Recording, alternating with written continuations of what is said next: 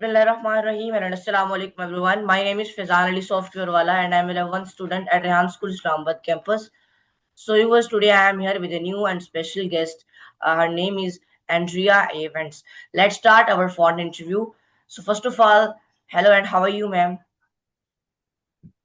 Hello, I am doing well. How are you doing?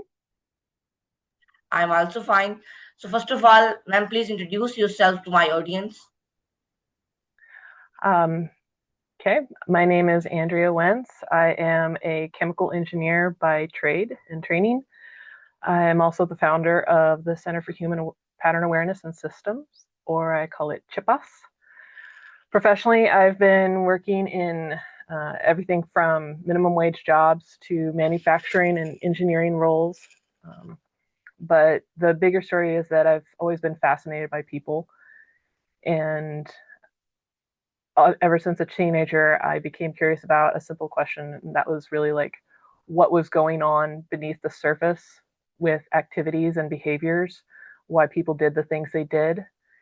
And that curiosity led me to explore many different perspectives and experiences, belief systems, and ways of thinking. So over time, I realized that people are very complex, and we may seem simple on the outside, but we're actually very deep, and the experiences of our past affect how we show up in the world. And that has taken me on a very interesting journey exploring humanity and my own self. That's really great. So, ma'am, my next question from you is that for those who may be hearing about your first time, and how would you describe your work and mission in life? So my core mission is to help people see the deeper aspect of other individuals and look beyond the behaviors in the outside interactions and see what might be going on underneath the surface. My mission is to help people become more curious and more understanding and be able to see the hidden factors that shape human behavior. A big part of that work is building bridges across human divides, whether those divides be cultural, political, religious, neurological, generational, or simply between two people who are struggling to understand each other. My work started out in relationships, trying to help people understand each other better in relationships. Throughout my life, I found that many conflicts aren't caused by bad intentions. They're caused by incomplete understanding and assumptions. So we often fill in the gaps of what we don't know with stories that, sorry, that's my cat.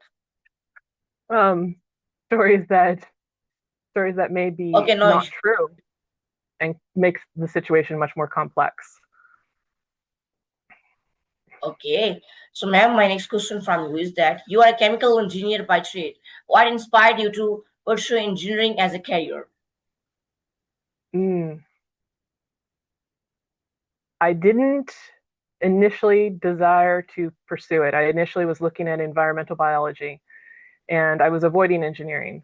But then I met a chemical engineer in my chemistry class, my organic chemistry class, and he became interested in the way my brain thought and how I understood things. And he was so perplexed why I wasn't pursuing engineering. He said, "You have an engineer's brain. Why aren't you doing it?"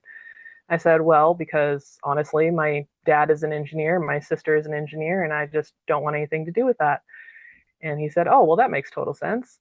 Engineering is in your family, and you don't really get along with your family too well, so it makes total sense that you want to avoid that."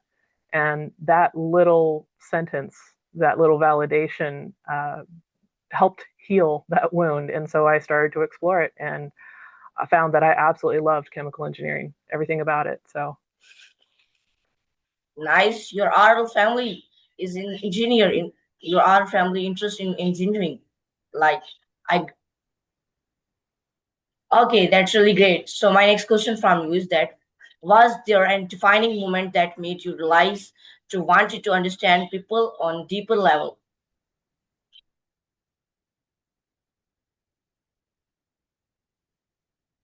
yes, that would go all the way back to my youth, where I would frequently be told that I did not respond and react the way that I should. And at which point I started trying to figure out how I was supposed to respond and react by observing other people and seeing how they responded and reacted in different situations. And then I would essentially mimic them because at the time I was an undiagnosed autistic with ADHD. And one of the hallmarks is we don't react the way we're supposed to things. So that helped me understand how I was supposed to react. But then I discovered a deeper level when you could say the same thing to two completely different people and they would respond completely differently, even though both of them were calm and regulated at the time. And that's when I discovered that our past experiences and past traumas could affect how we respond in the now when presented with the exact same situation. And that's kind of the start of it. But I was Okay. just a child at the time. Okay. So, what were some of the biggest questions about people that interested you when you were young? Essentially, why people reacted the way they did, why people responded the way they did, how people could claim to love you and do things that were cruel and hurtful. I didn't understand it. It made no sense to me. Okay. So, my next question from you is, why do you enjoy learning about people life journeys? Why do I? My question is from you that why do you enjoy learning about people's life journeys? Oh, that's a misunderstanding. I wanted to ask you that. I asked from you. For me, I personally love hearing about people's stories because, in my experience, the stories we tell other people about ourselves really reveal a lot about the way we think and see ourselves. And through that information, we can discover motivations, core wounds, things that we're passionate about, and just overall, like if you go back to the time before we even had countries and stuff, all our knowledge and wisdom was passed down through stories. So stories and people's life experiences are the gold in getting to know anybody, in my opinion. Okay. So my next question from you is that please explain me what did working different jobs teach you about people?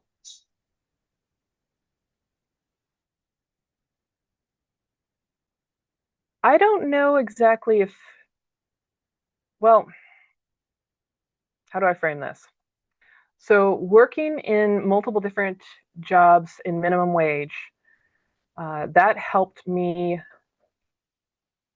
understand what it was like to be at the bottom end of the totem pole. Um, I don't know if I don't know if your viewers are aware of what a totem pole is. I'm sorry, but it's like basically just at the bottom. There's a pyramid of life, and the top and the people who are doing all the menial labor and the hard work are at the bottom. And I wanted to understand what it was like to be at the bottom in as many industries as I could. And that it wasn't so much about people per se, it was a lot more about what it was like to be in that situation. So I had a lot deeper empathy and understanding for them. Okay. So my next question from you is that how did exploring different beliefs help you grow as a person?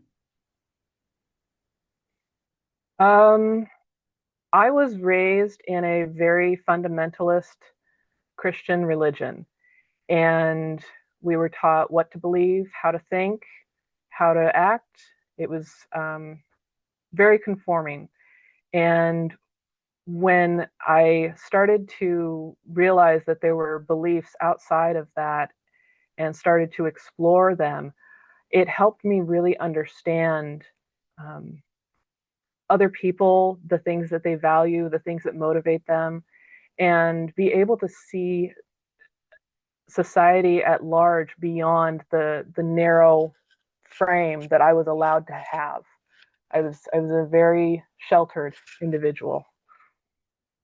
Okay. So I have an interesting question from for you that what's what's the meaning of success mean to you? Success. Success for me Yes. would be being able to affect minds and outlooks and perspectives that help bridge um, the things that separate us, helping people see beyond any of the labels and any of the superficial aspects and see the core human being within us, seeing the things we have in common as much more important and defining than the things that we have different, you know? So if Okay. I could actually spread that all over the world and all of us thought similarly, that would be very successful to me. That's really great. I really like it. So, what experience taught you the most about understanding others?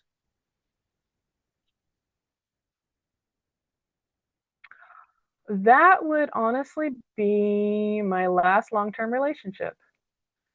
In my last long term relationship, I discovered that anything could be viewed as positive or negative. All it takes is your mindset. If you seek negative viewpoint, if you seek to see something evil or dark in somebody, you will find it. End of discussion.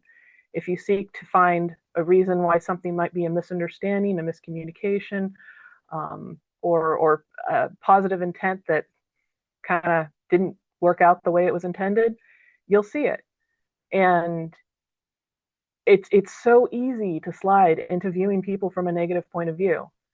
And yet most of the time people are just trying their best to be decent human beings, you know? Not always, but most of the time. Okay. So, my next question from you is, what inspired you to start CHPS? CHPS. Chippas? um, Originally I started out focusing on trauma healing and working with people who had been traumatized from narcissistic abuse. And I ended up branching out into neurodivergence or neurodivergent individuals, myself having autism with ADHD. And I found that I had a psychological thing going on where I was looking for reasons not to fully commit, not to fully succeed, because I had a lot of fear about being seen, a lot of self doubt in myself. And finally, something just clicked in me, and I was like, you know what? I know what my end goal is. So let's just build it now. Let's just name the company that. Let's just build for the future so that I commit even harder and I work even harder to make sure it succeeds because I know where I'm trying to go. And so I changed the name, and it's helped me work even harder on what I'm doing, and really helps me stay focused and driven. So I basically said, go big or go home. Okay. So, how does your organization help people? My organization, in the short term right now, I'm mainly focusing on bridging the neurotype divides, helping neurotypical people understand autistics, ADHD, ADD, such like that, and helping individuals who are neurodivergent understand neurotypical communication patterns a lot better. There's a lot of confusion across that. There's a lot of negative assumptions. And I'm working on trying to understand both sides and help them see through the clutter to the gray area and apply little shifts that allow them to communicate better across their divide and understand each other better. Long term, though, um, my goal is to spread that concept to multiple different divides, cultural divides, and perspectives. It originally started with me having a someone of a Republican and a Democratic persuasion here in the United States. Those are very polar opposites at the time, and I got them to come up with a completely new idea that they could both agree on gun control. And that's what started it, was finding out that I could help people with the way that I operate that could not agree on anything to actually come up with new solutions that have never been tried. And that's become my passion with Chipus. That's what I want to do. That's really great. So, what are some common patterns you notice in people's behavior? What are some what? I said that, ma'am. What are some common patterns you notice in people's behaviors? Common patterns.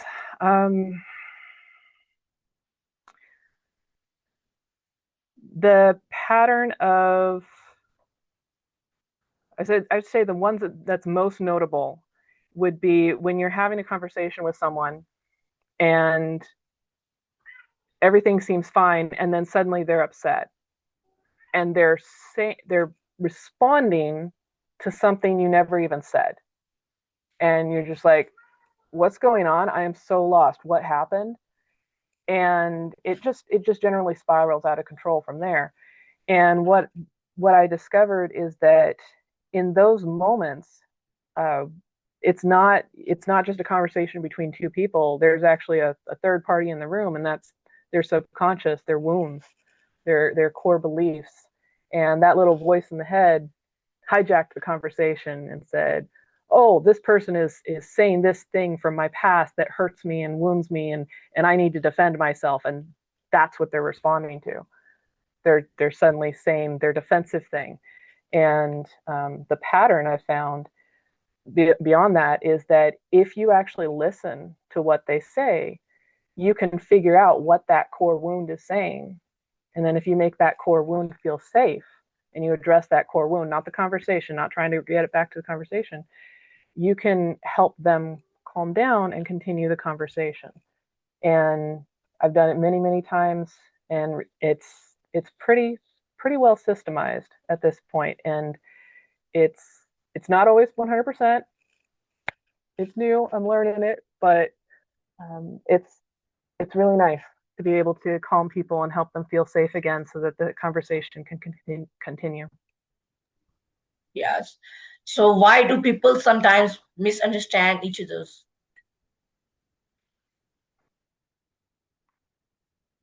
Sometimes it's assumptions. Sometimes it's core beliefs. Sometimes it's your mindset. Sometimes it's just a lack of inner safety. If your nervous system's dysregulated, then all bets are off. But the biggest one, I think, is probably mindset, which I equate to like the color of glasses that you're wearing. You see other people, the world through that color of glasses, and assumptions, core beliefs that you have about other people. Okay. So, my next question from you is that how do life experience shape the way people think? Mm. Well, everything about who you become as an adult is shaped by your childhood. That is your training ground. And that pattern continues as you age. And so your life, what you've been experienced, what you've been taught, what other people have taught you, what you believe about yourself, others, what other people have told you is right or wrong, that shapes everything in the way that we show up, until we actually go within and decide to learn what actually matters to us, what feels true and correct and moral and ethical to us as the core individual. And that is when we start shaping our own life rather than being shaped by others. Okay. So, why can two people see the same situation differently? That would go back to the life experiences. Two people have completely different life experiences. You can have one person who has an abandonment wound, that they didn't have the care, the care that they needed when they were young. And you can have another person that has a an attachment disorder, of like an avoidant attachment disorder, and you put them both in a room and they fire off of each other.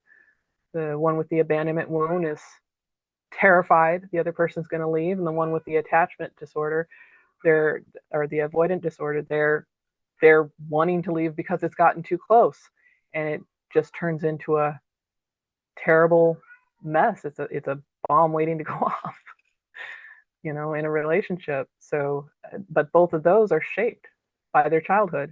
Both of those are shaped by their experiences with the people who are supposed to love them and care for them and take care of them. And it's hard to see, and at the same time, it is healable. Okay, so what is systems thinking in simple words? How do you? Systems thinking. So systems thinking is like, for me, my main it's a processing style. A core tenet of it is pattern recognition. So actually being able to pay attention to the patterns. In order to do that, you need to be non-judgmental. Otherwise, you won't be able to see the patterns clearly. It is also, I call it nodal mapping, like web mapping, where you have a bunch of different ideas and they're connected somehow, not always clear to other people, but they are for you, through relationships and such like that. So when you combine those two, that essentially is systems thinking, where you have the patterns, you have the nodes mapping together. But for me, the last one that is so extremely important is I'm a visual processor. So when I'm dealing with emotions and patterns and stuff like that, I'm seeing it laid out as a map. I'm seeing like, well, this went to this and then this. Okay, I got it. Like that's how I see it. So that combination is my systems thinking, and I think it's very common with engineers Okay, in general. what has surprised you most during your journey?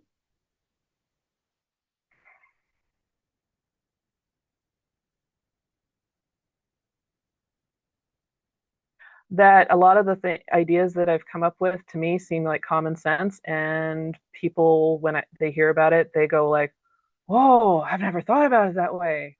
So that would be what is the most surprising to me, because it feels like common sense to me, but it's not to a lot of people.